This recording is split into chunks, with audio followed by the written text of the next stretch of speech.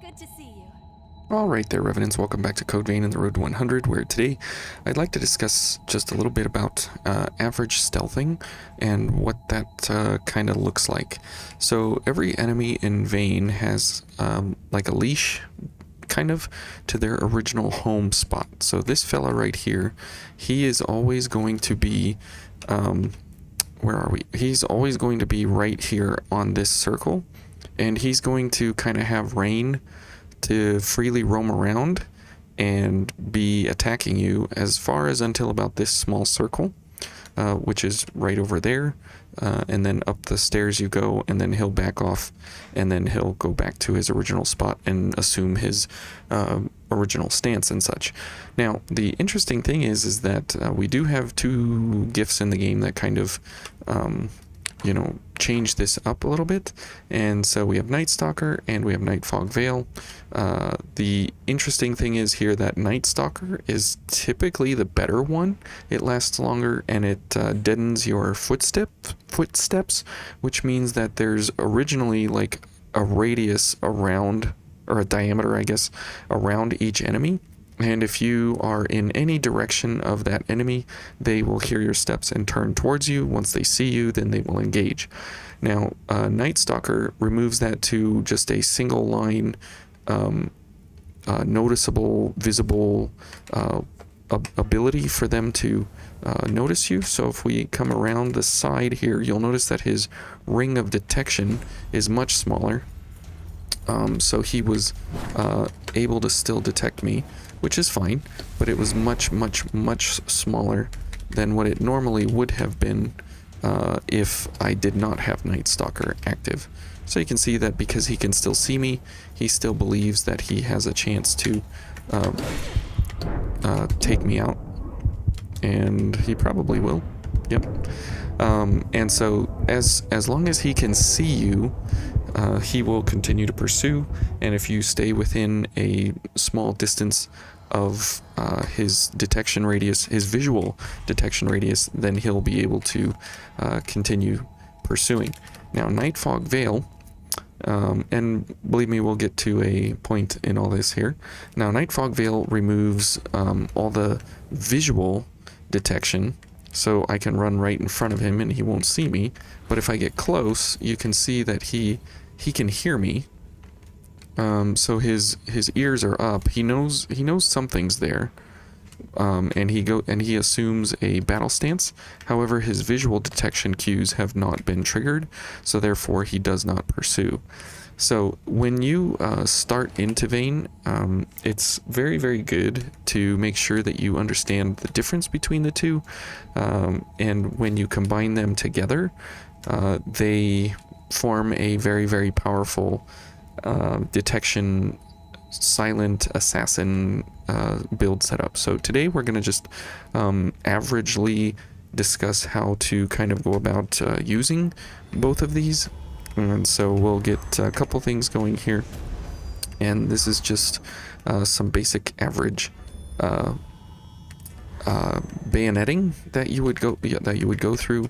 And you'll notice here that I crossed his visual line of sight, so that's why he's able to still detect me. But since we can bayonet our way to victory here, we're able to take him down pretty quickly. Now, since we got pretty far the last time, well, not really far, but we got some of the shortcuts opened, we'll take those now, just to kind of speed things up.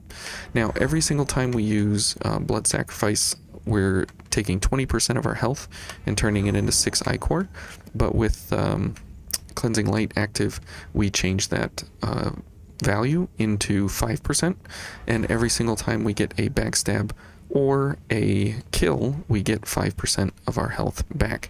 So for example, this fella, you'll notice that our detection radius was basically right behind him, and so that was a very good option there that we were able to take in order to make very quick, easy use of his very limited detection radius there. And so we're able to continue backstabbing here for ichor limits, and since this guy is here now, we need to get out of here, and we need to kill this guy. And then we can continue backstabbing this guy. And so we will load up on our health here as we do this, which is excellent because these guys are pretty predictable and pretty slow. And so they kind of are, in a sense, like batteries for us to load up our I-core, get our max limit very high, while at the same time getting a whole bunch of life back so we can turn it into I-core the next time around. So there we go, we are full, so we can just go ahead and spend some I-core here and shoot him down, no problem. Just some basic gameplay here. This is being smart with what we have in our build, and we're just kind of doing some basic sneaky business here. So let's get gift extension going, because we do have some bullets to rain here in the next room. So you can see that good thing we got our health all the way back full, because we are going to need some I-core. Now here, this guy does have a visual detection radius, so we want to only get this, so we can take this guy down. We'll back up so nobody else gets us. We'll take care of business here. And we are getting hit by our wonderful bayonet fellas right over our head. Oops.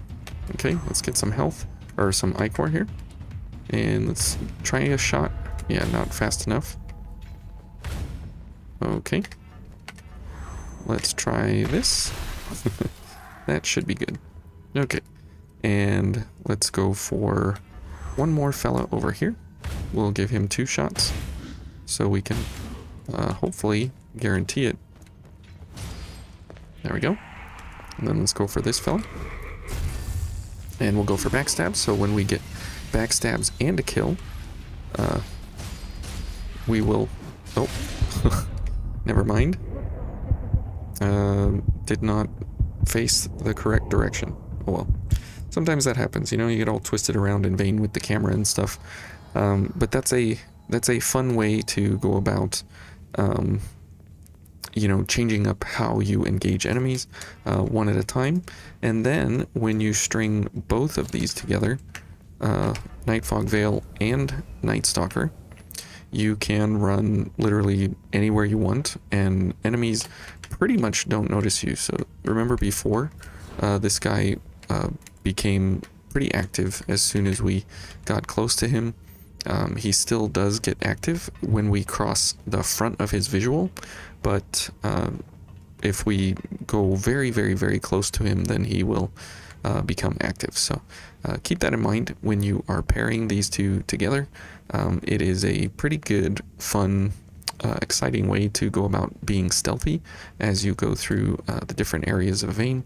And for runbacks like this, where it's just a pain, and you know that you know how to kill these guys, and you know how to do different activities and stuff. I mean, these guys just literally just stand there and keep going on about their business, and they don't do anything. So really, really good ways to make up some ground if you've lost some ground, and it's really, really, really helpful. And obviously cleansing light and all this business is very, very good. And so we can then go back to our items here, and then we can hopefully get this fella on abilities here, which will benefit us greatly, greatly, greatly. And as he runs to us, we'll definitely hit him with one of these. Okay, and he's the one that is super duper duper duper problematic. So let's head over here. Let's get some backstabs, hopefully get some kills here fairly quickly. And we do not want to fall off the edge by any means, and we do not want to get hit by any bayonet shots, because bayonet shots are awful at this point. They are the absolute worst here for us. Okay. And so we'll just make sure we're in and out of combat here to get some backstabs and kills at the same time. This is a great method of how to go about using your Blood Veil to complement your build to make sure that... Oh, we got the camera glitch. Let's see if we got the... There we go. Okay, so that's a kill and a win there. So we'll get these going again. We'll get some more Ichor and hopefully make the most use of Cleansing Light as we can.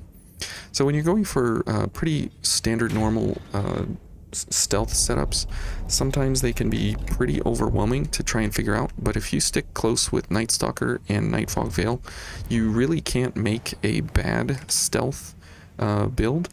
But just remember the fact that once you stir up an enemy area, there's really no going back to resetting it unless you go far away.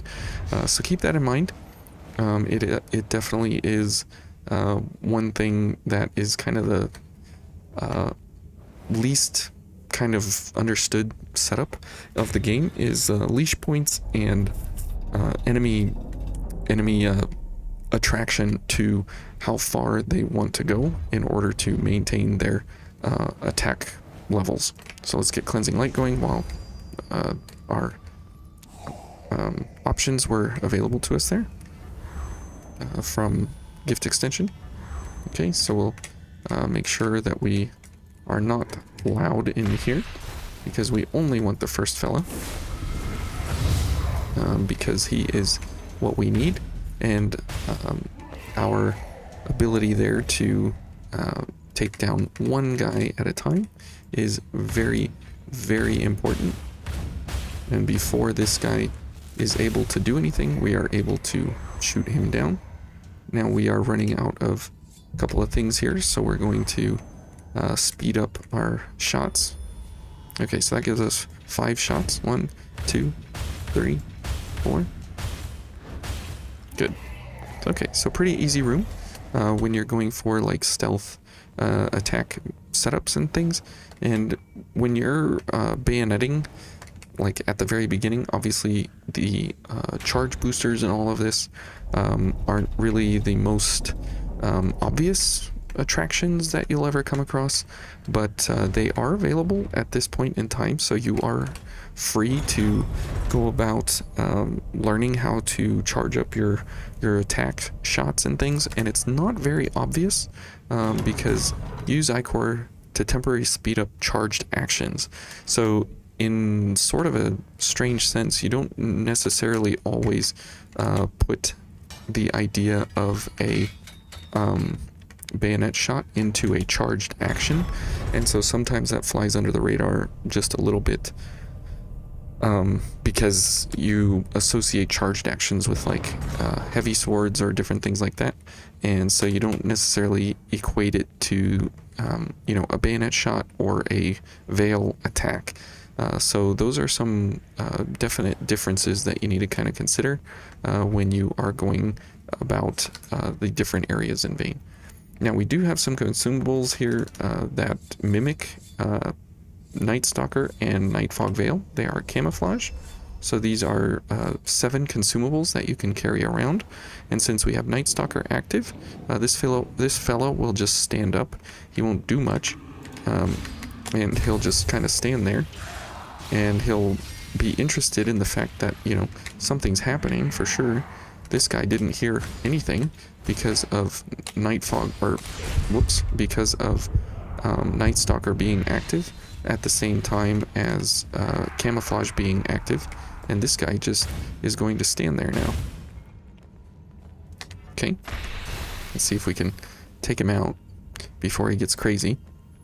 Actually, we should get Cleansing Light going so we can have some Ichor here. Good. And get some life back and such. So we do need to try and get a backstab here. Oops, not good. That's still 5%, so we'll take it.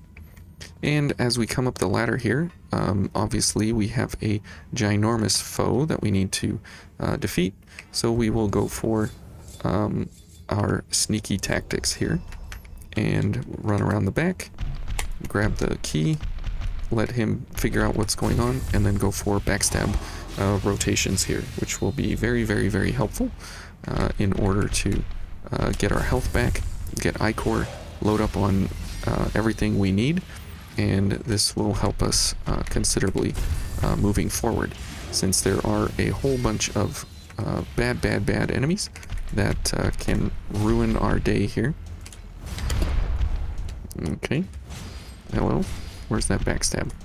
There we go.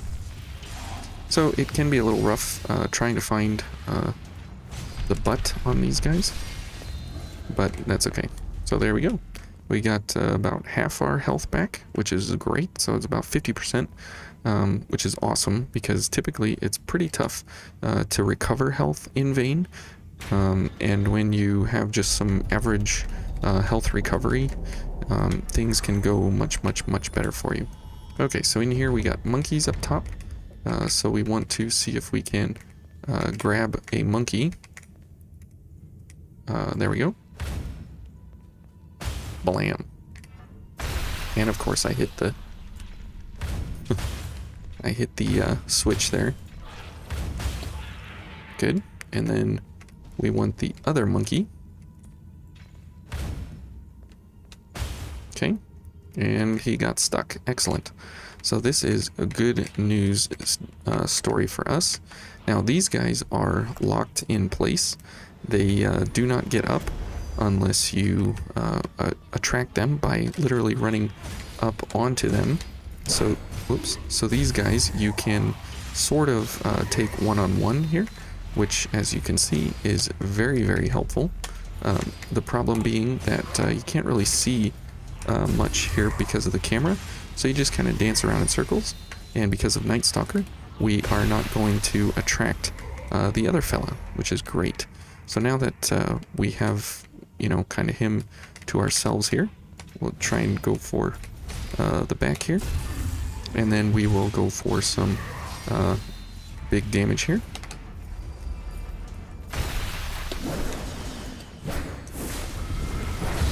Ooh, he was getting ready to slice my head off, so good thing we took him down first. So you can see there that our health is steadily climbing, which means that we have more health to be used from blood sacrifice. So when you're new to Vayne, this combo technique is kind of not used a whole lot as an understood mechanic. However, it is pretty easy once you learn things in Vayne. Oh, we got a lost Zweihander. Hallelujah. Our lottery ticket was rewarded this time. So once you play through Vayne, though, you get used to the fact that blood sacrifice and cleansing light are almost always used on any kind of I-Core heavy builds when you're not going for lots of backstabs or different attacks like that and such. So keep that in mind, but that is kind of a very basic average development set that anyone would go for on their mostly second playthrough. That becomes pretty obvious, so keep that in mind. And as we prepare here for the fight of the century, not really, I will leave you guys with one more fact, that when you use Nightstalker, camouflage, or sound suppressor, Nightstalker and sound suppressor, they actually have a secondary benefit that reduces the damage taken when landing from a fall. It's not exactly reducing damage. What it does is it lowers the kill floor for where your character starts the the damage plane. So if you drop from a height, let's say 100, instead of taking the damage you would take from a fall at 100 units, then what it would do is it reduces it to like 110. So it increases the distance you can fall. It doesn't damage, or it doesn't reduce the damage you take from the falls. Like you'll still get hurt and everything, but you can fall farther. So it's a little bit of a nuance there of how to think about it. So just keep that in mind. So anyways, thank you guys for watching, and we will be kind of on off this week. So I'll see you guys on Wednesday, I think. Take care. Thanks for watching.